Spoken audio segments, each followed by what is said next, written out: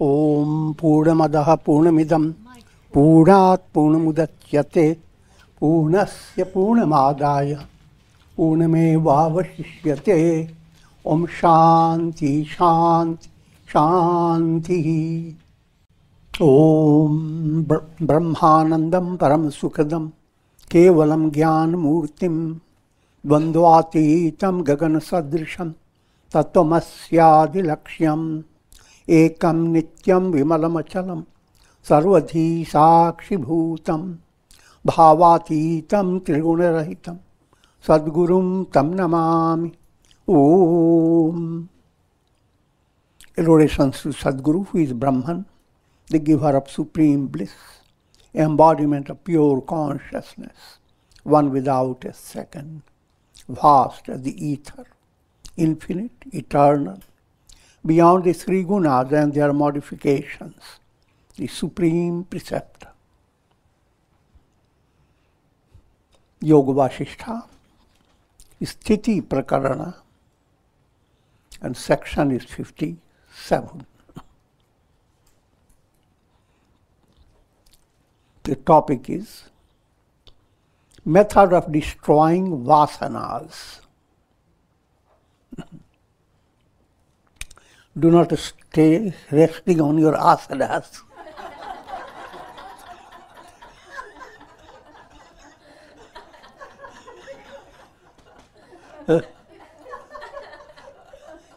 Work on your vasanas.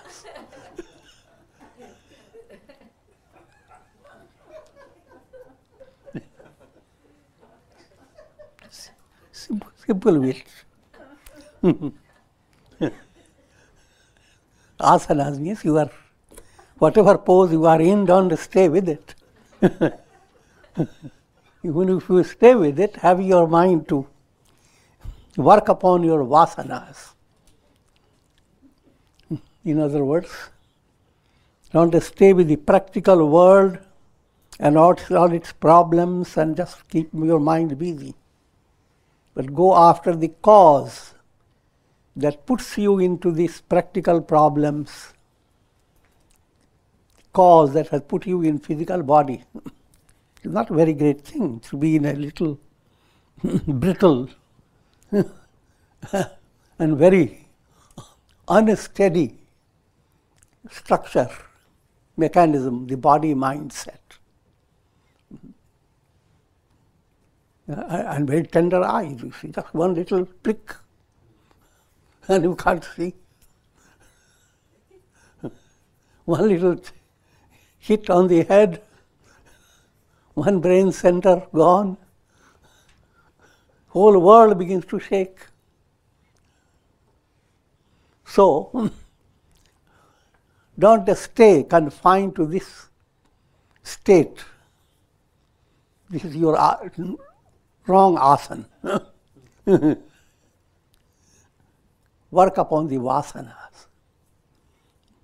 Vasanas are subtle impressions operating through your subconscious. To give you a general understanding, all your experiences bring about their impressions. And impressions go deep into your unconscious. They are called samskaras. Just like in the forest, all trees bring about their seeds. But all the seeds don't germinate. Many stay buried, go deep into the earth. And they wait for sometimes 4 or 5 years later, they will begin to work. But there are many seeds that will begin to germinate. Samskaras, they relate to sanchit karma, accumulated storehouse of your karmas. And you don't worry about them. There's a lot of accumulated, there's no limit to it. But out of all those karmas and samskaras, only a portion, if that karma process is big ocean, a portion is just a little wave, that has given birth to your present personality. So what you are based on, you have to live your life based on a little portion of your sanchit karma known as prarabdha, fructifying karma. Prarabdha determines jati, ayu, bhoga. Jati, which class? Where are you going to be born? In Alaska, Australia, India? With what type of parents? What type of hereditary factors will go into your personality? All that is done by your own sanchit karma. So if you find bad, wrong family, don't blame them.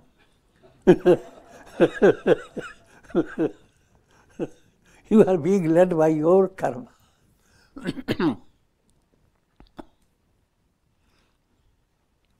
And so that jati, where you are born. If you have been a musician in the past and you have that type of karma, then you will be born in a musical family. And so forth.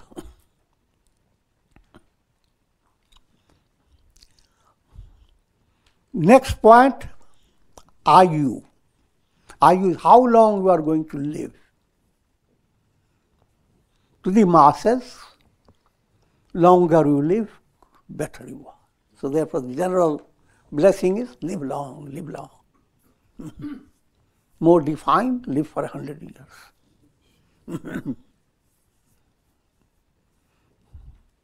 And there is no harm. That blessing is perfectly okay as long as you live with purpose. If you live in a purposeless way, then that blessing becomes a curse. Live facing a constant, terrible malady, your life becomes a curse. So, ayu, life, how long will you live? That's called ayu. That ayu is determined by your prarabdha. But another point you have to understand, prarabdha has created certain determined results. But your purushartha can make changes in the prarabdha. So you are not entirely handled by your past. The third state of karma is called kriyaman karma. As prarabdha begins to operate, now your present effort can make big changes in the operation of your prarabdha. If it is your prarabdha to bring you a certain challenging situation that appears sorrowful, your purushartha can handle that challenging situation with the spirit of austerity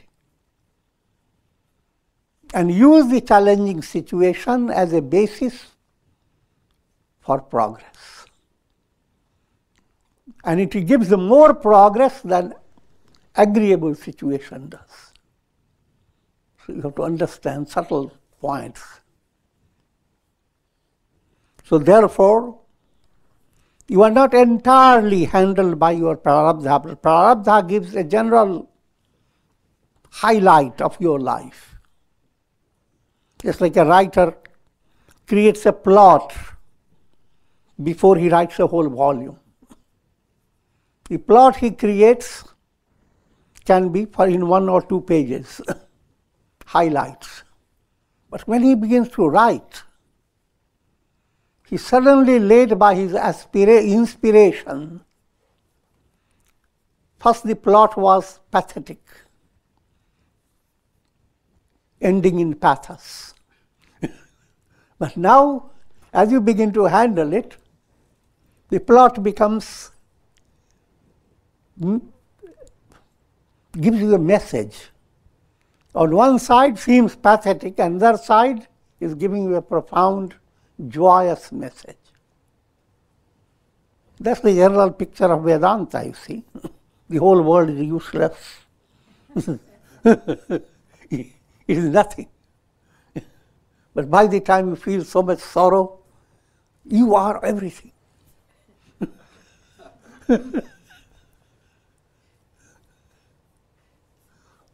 You are the only reality.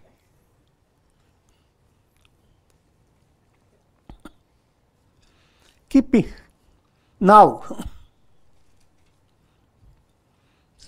3 points we are saying: jati, the type of family will be born; ayu, how long you will live; bhoga, your experiences of pleasure and pain.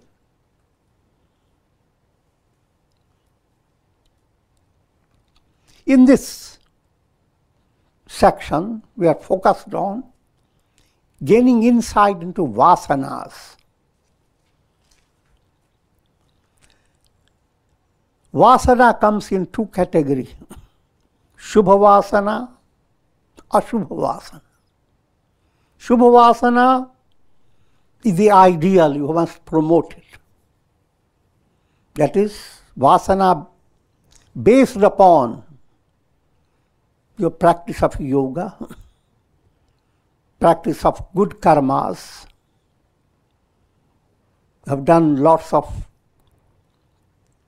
generous activities, and they have created their vasanas, impressions in your unconscious. From what impressions I have developed vasana, may I have the more opportunity to enjoy helping others. Just being good is not enough. Doing good also is important. You develop that type of vasana. If you are developing that type of vasana, it's called Shubha Vasana. You are developing vasana for exploring more and more of your spiritual resources, for succeeding in meditation, samadhi, then that's vasana is Shubha Vasana. Technical term, aklishta vasana. Vasana that is not feeding 5 points. 5 points are known as kleshas. Avidya, ignorance, that is the source of all troubles. How do you nourish avidya? By avoiding every opportunity that allows you to listen to words of knowledge, to be sensitive to learn lessons from your life. God provides many occasions. Every day He is never tired to allow the sun to rise. And sun comes with a message. Look how darkness was so terrible. But look what's happening to darkness. The rays of the sun. And where's the darkness gone? And how the sky appears. Now, if you could be facing your morning without your worries and anxieties, imagine how much inspiration you can get. The whole nature is giving you satsanga, a profound teaching. But there are many opportunities, but ignorance doesn't allow you because you are not aware, you don't have the knowledge that what you are looking for is everywhere around you. It just requires a little change in your glasses.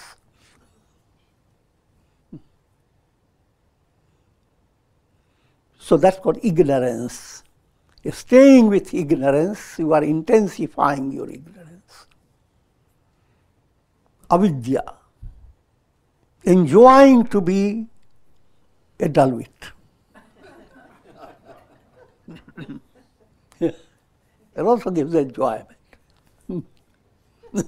The more you don't know, better you are. You don't know about karmas, the fruits of karmas, and the practice of integral yoga, and all that. You don't know. And you enjoy not knowing it.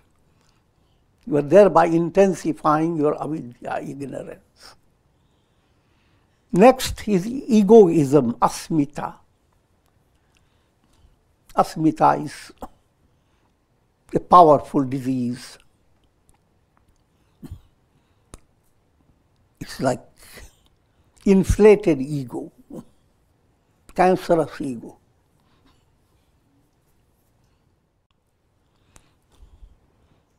All that you attain in your life, you view all attainment on the basis of ego. I have attained all this. I have done all this. But when you do that, you never express all the troubles you also have done. So it's always discriminative.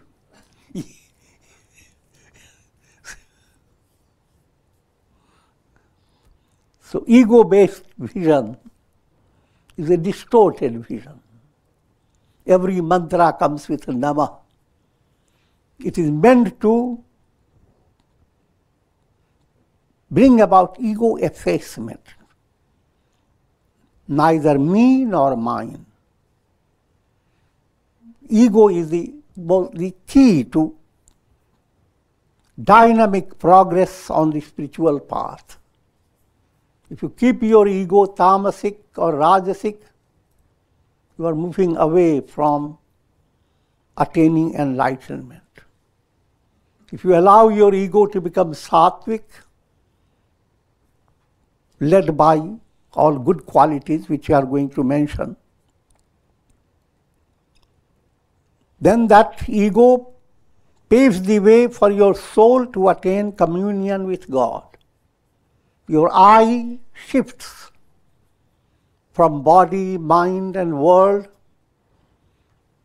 to identity with God Himself.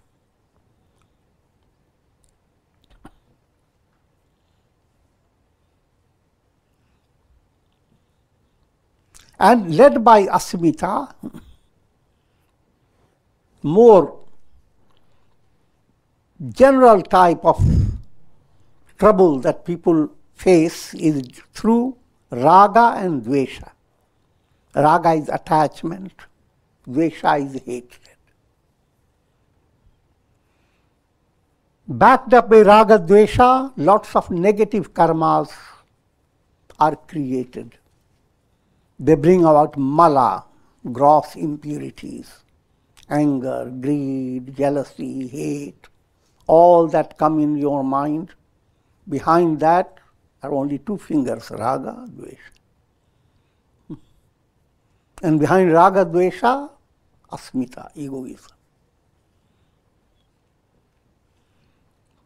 Now, led by raga, dvesha, the last of the kleshas, these are highlighted points. Last is abhinivesh klesha. Fear of death. Knowing that your body set is mortal.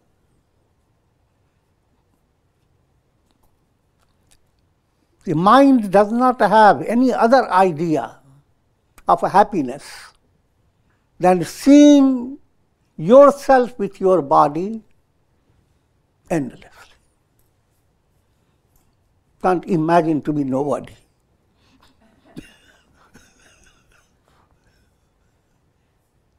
This is a profound point. It's not easy to understand. It's instinctive for everybody, every soul, to be gripped by fear of death. That fear of death is the urge to discover I am the immortal self.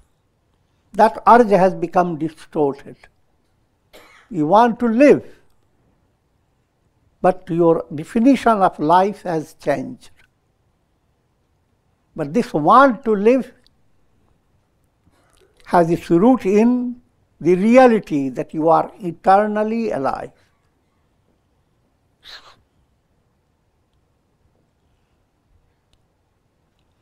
These 5 kleshas, they have their impressions and they have their vasanas working through your subconscious.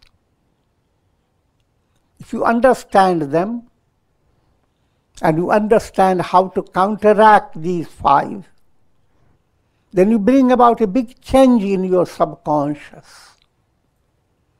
If your subconscious is changing, you are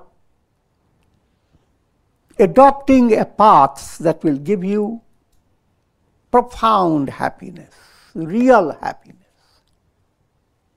But if your subconscious does not change, all your attainment will be a big illusion. An illusion after illusion.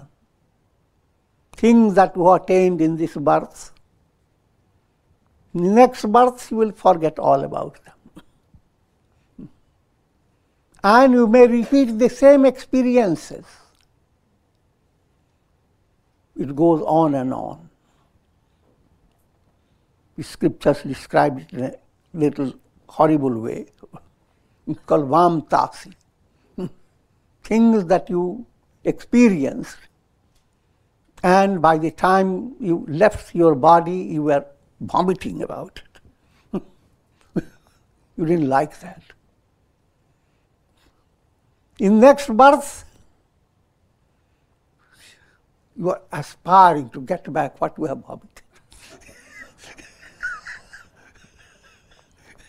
do the same errors.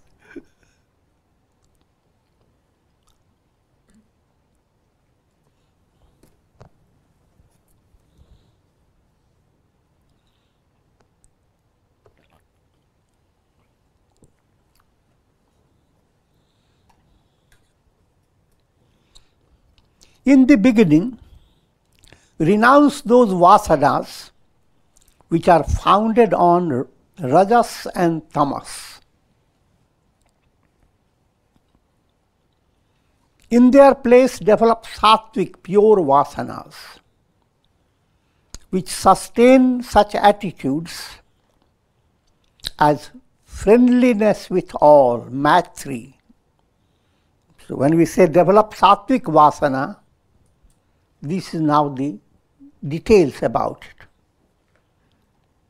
Develop maitri bhavana, feeling of friendliness, not on the basis of details about the person. That happens. You go and in a train or in a plane or meet people, then you ask so many questions, and somehow the person you are talking with, he knew your grandfather. Well, now you feel, oh, you are a great friend.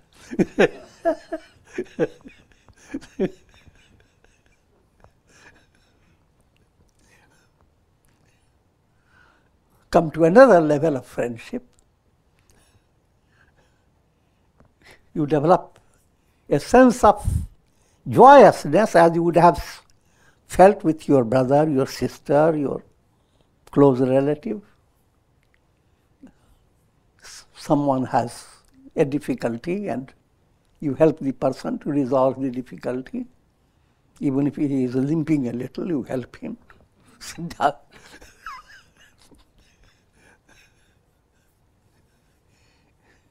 A spontaneous feeling of friendliness. That is the healthy state. All souls, they come from God. They are rays of God. And you are one of those rays from practical point of view. For your ray to shine, your attitude towards others must be in a profound way. You should not view others as lesser.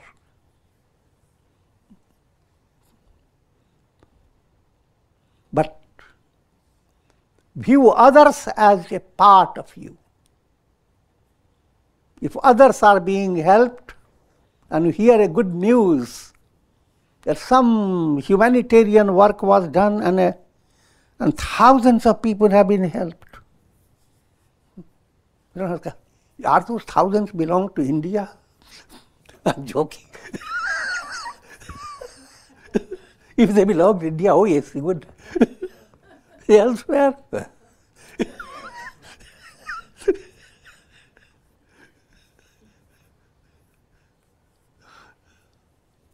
Leading to understand friendliness.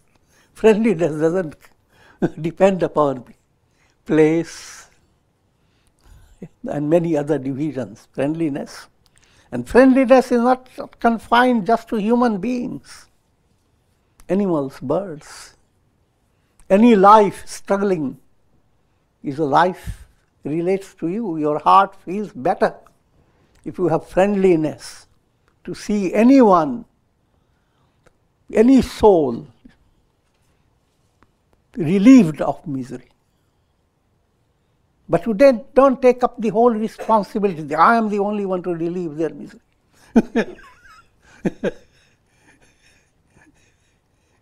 You develop the bhavana of feeling that they are all your brothers, sisters, closest of relatives, in the hands of God.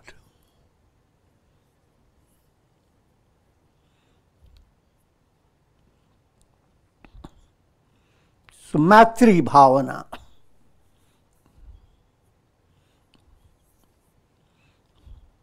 And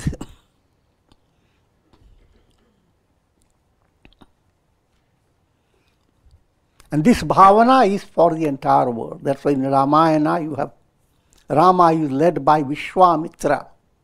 Vishwa is the universe, Mitra, friendliness. That type of personality led Rama.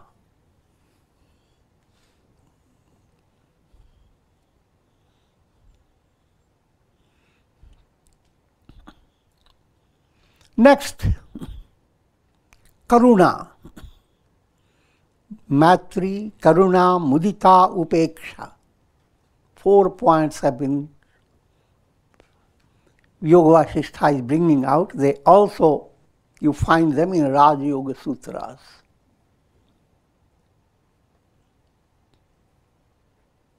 Karuna means compassion. Compassion should not be based on egoistic level, because only when you know that someone is friendly, then his trouble is, you view it with compassion. But when you hear that someone is not friendly, someone is slightly inimical, and he has come to trouble, there is no compassion. Rather, there is the only thing you are frustrated, this person didn't receive punishment the way you wanted.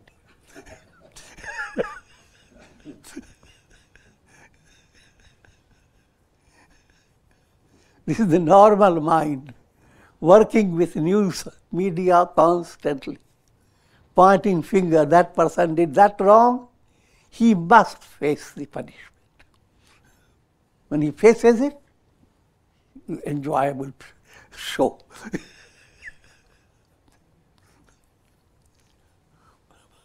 Think of your own family. Suppose you have 10, 15 members, children, etc. in your family.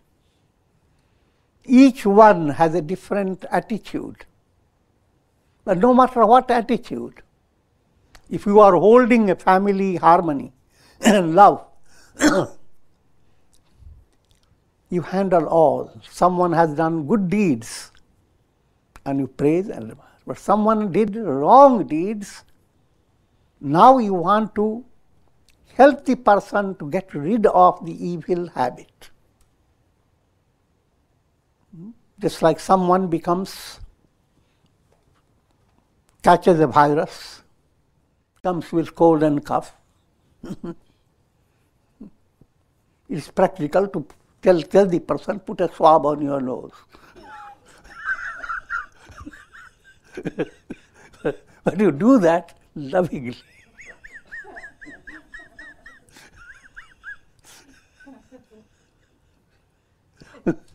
So even if you, in action, you are trying to avoid the person, and you should. But at the same time, in your heart, you are simply helping yourself not to catch the virus. And with the intention, the person who brought the virus may become free of it. If you have that attitude, you are not looking at people as horrible people and they must be punished. They are put into prison for their whole life. In what way are you going to be fulfilled? Simple understanding. Why do people do terrible deeds? Because their mind is not healthy. Not having a healthy mind becomes a terrible situation in everyone's life. And though from practical point of view, you need to handle things in a practical way, but at your heart level, you must not develop animosity, but develop love and compassion. There is not a criminal, not a sinner for whom you cannot have open heart. Figure that out. It's not easy to understand.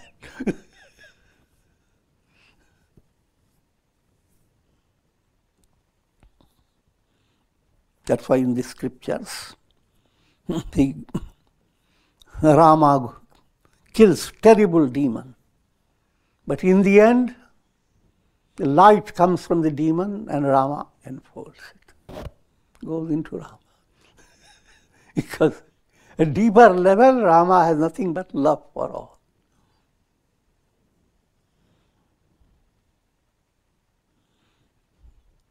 Karuna, that's compassion. And if you have that compassion type of attitude, it will allow you to live in a very peaceful manner. Because the compassion goes towards you as well. You understand. The bearer knows where the shoe pinches. You understand why you do abrupt things, what is the cause. And whatever cause it is, in divine hand, by divine compassion, the cause will be remedied if you put your mind in the right direction. So you are looking at your own problem with a compassionate eye, not a punishment eye. I've done horrible deeds, I must finish reaping the harvest of the horrible deeds. I can't escape it. You're not forgiving yourself. You're not looking at yourself with compassion because you will not practice compassion for others. Figure that out. It goes both ways. Be good, do good.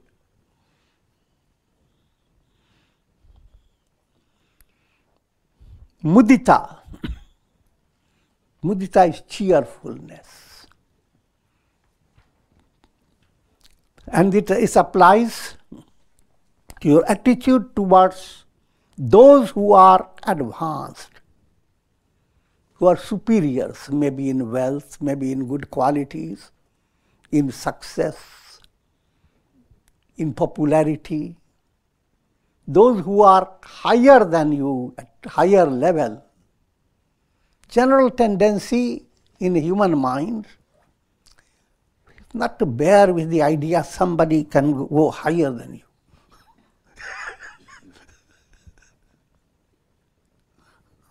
you. First instinct is, how can I pull his leg?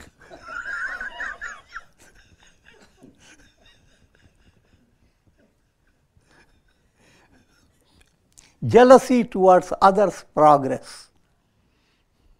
that enters into mind in different ways. Others' progress may imply some little good qualities somebody brings about others, and you don't like it. Because you have been practicing so much and nobody is praising you. Someone came in the ashram, hardly he did some sadhana for 2 days, and you start praising him or her.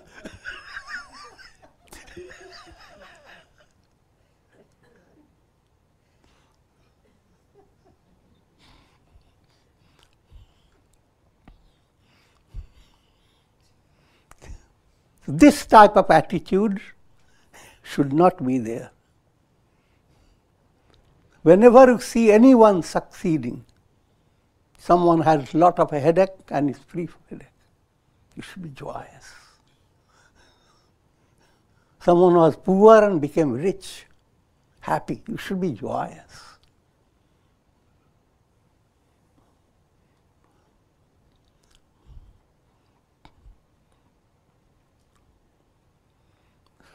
I'm talking about real success, real progress. If someone is progressing by hook or by crook, don't be joyous about it.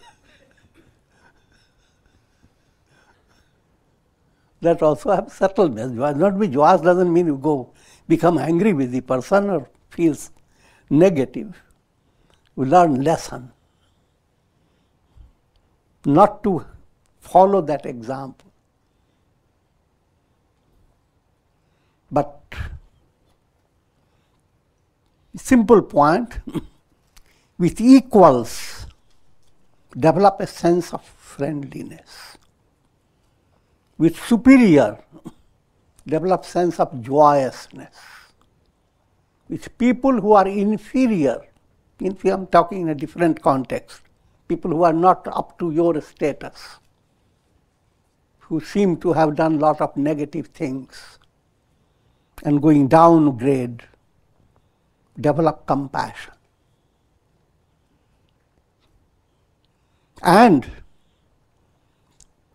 fourth type,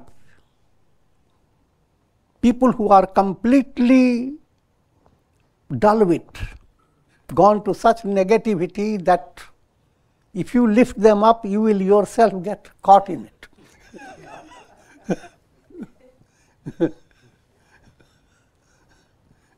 So, simply avoid any further contact. Become a wall. Don't interact. Don't open any channel. Called upeksha.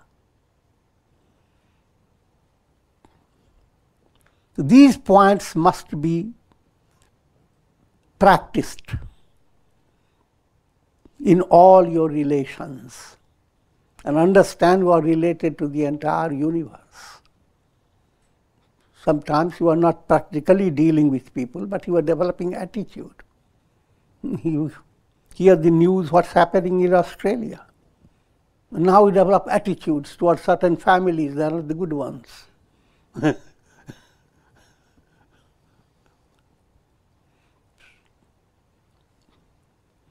This type of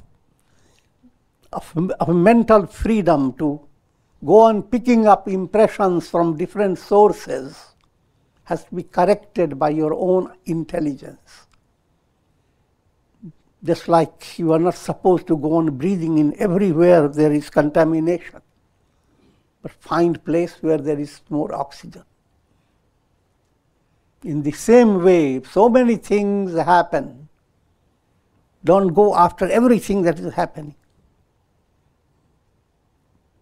Allow your mind not to become muddled.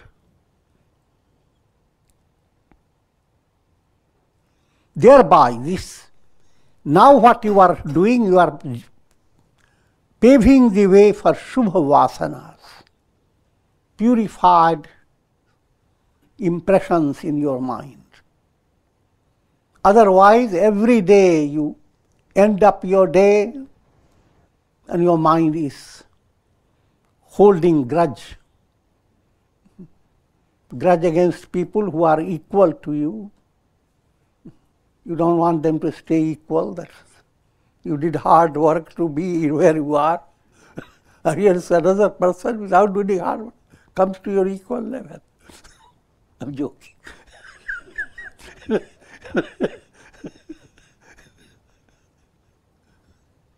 People come superior. Now your mind is still under stress. Look at that. If I were in his shoes, how great it would have been.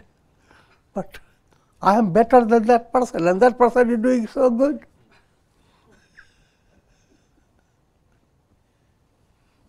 Let's pull his feet.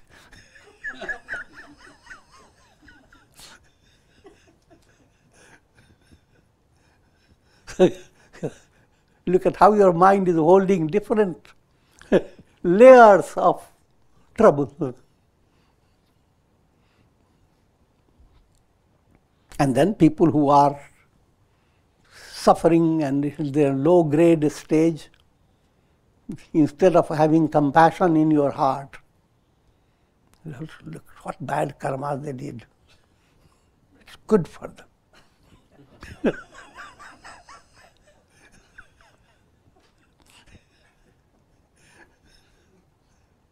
Try to see two types of heart. A heart that is develops Shubh Vasana, positive, divine attitude, and a heart that has developed negative Vasana. That heart becomes the source of hell. Hell doesn't mean that you have to be in a different state and suffering day by day, and fire will be burning and will be in it. That's what allegorical. Hell simply means day by day you are not enjoying all your resources. You are sitting on velvety bed, but nothing velvety about it. All that you are feeling is prickly thoughts. Worse still, snakish elements. I'm joking. That's I'm giving a general idea of the world.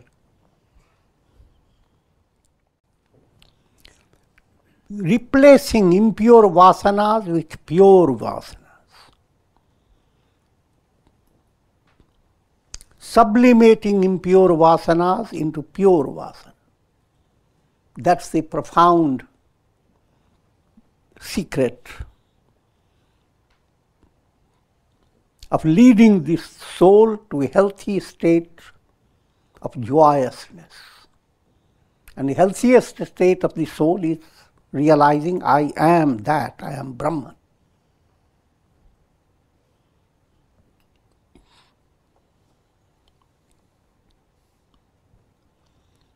Having replaced impure vasanas with pure ones, you will then experience the shining wisdom of the self, which leads you beyond all the vasanas of the mind. The ultimate goal, once you attain enlightenment, you don't need vasanas. Even pure vasanas you are not dependent upon. Vasanas have become like soft clouds. And now they are not obstructing the light of the sun. Sun goes through the clouds. And instead of restricting the sun, the vasana is making the sun shines better, giving a coloring to the sunshine. That's the role of Shubha Vasana. It's glorifying the sun. And finally it will dissolve. But Shubha Vasana is operating in a totally different way. Ashubha Vasana, black clouds, which obstructs the sun and distorts the sunlight. And sun is your own self. Through Ashubha Vasana, you find yourself in dark, surrounded by dark forces. Shubha Vasana, you find yourself enjoying the shower of grace. And beyond all vasanas, you are the sun, you are the self. He who has renounced the sense of egoism from his heart is ever liberated. Asmita klesha, when that moves away, sense of ego, rajasic, tamasic ego. Once the ego pressure goes away, you have nothing to gain or to lose from the entire world.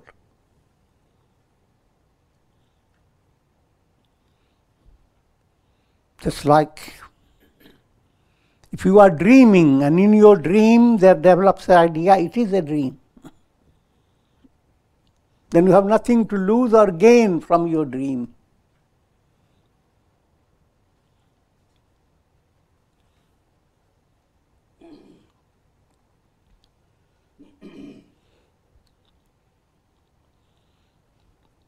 It doesn't matter whether he engages himself in action or remains inactive.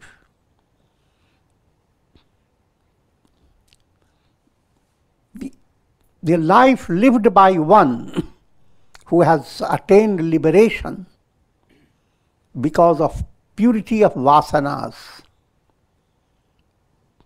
Now his external manners should be understood with a sensitive mind.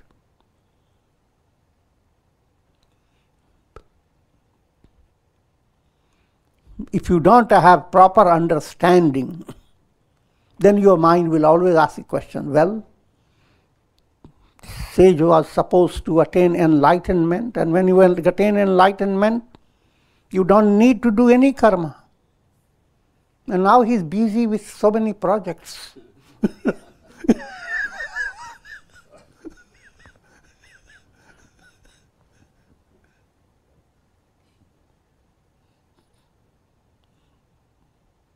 And so many things.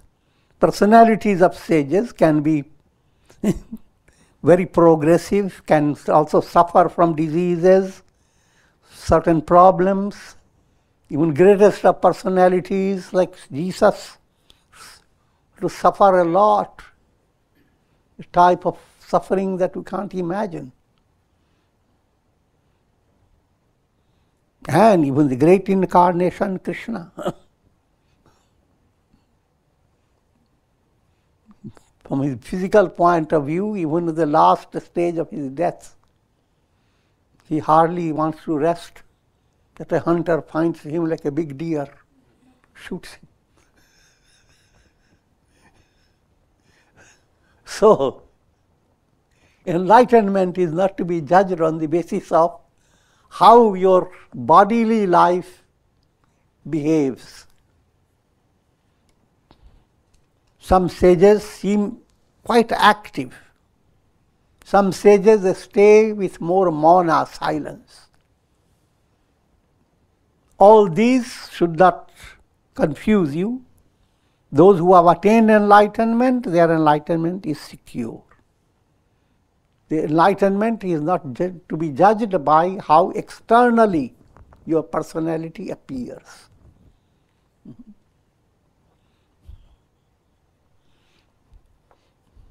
No matter how enlightened you are, and if you have attained enlightenment in 60, you are going to be 80 soon.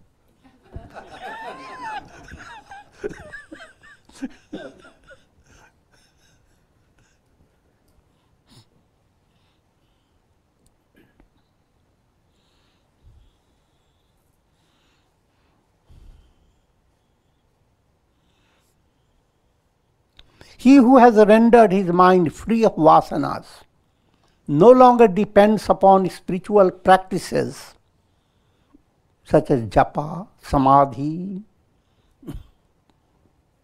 which are many things. All the practices, siddhi, sadhana,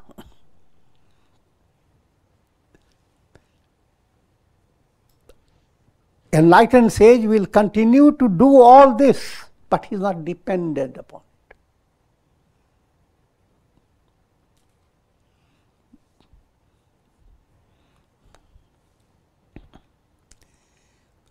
Sadhaka is one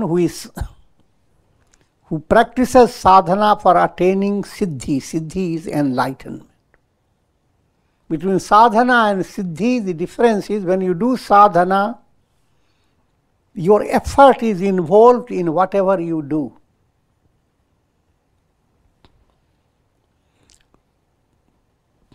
You are told the world is illusory. Now you constantly work upon it.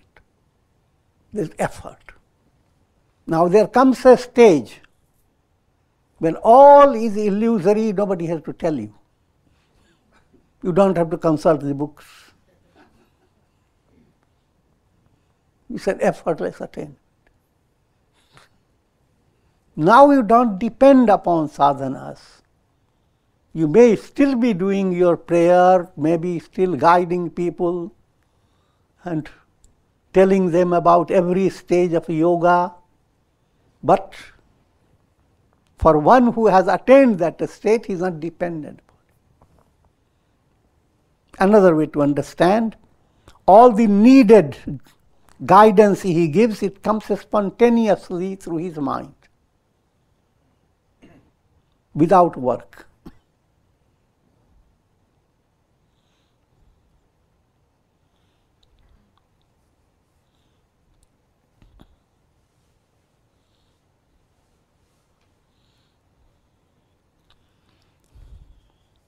Sage Vasishtha tells Rama his own experience.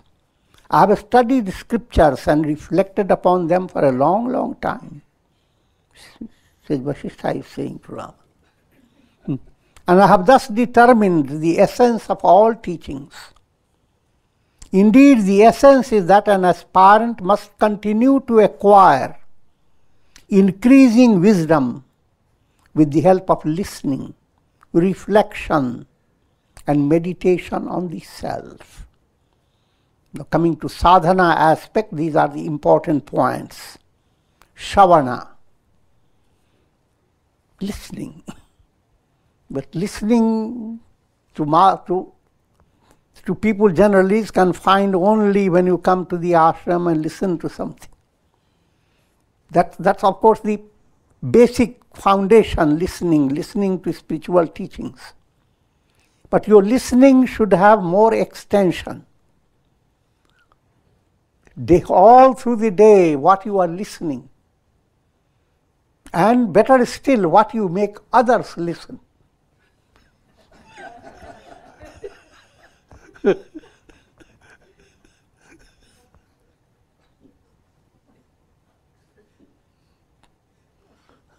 And that plays a tremendous part in your life, in your spiritual movement. So work upon the listening point. And then manana. Manana is how you are relishing it and assimilating it. Bringing to your own heart, bringing to your own deeper roots of your personality. And nididhyasana, when mind has become highly advanced, thoughts of the mind are not going after the objects of the world. The mind's movement becomes a kind of mystic movement called bhakti, brahmakara vritti. Total mind becomes involved.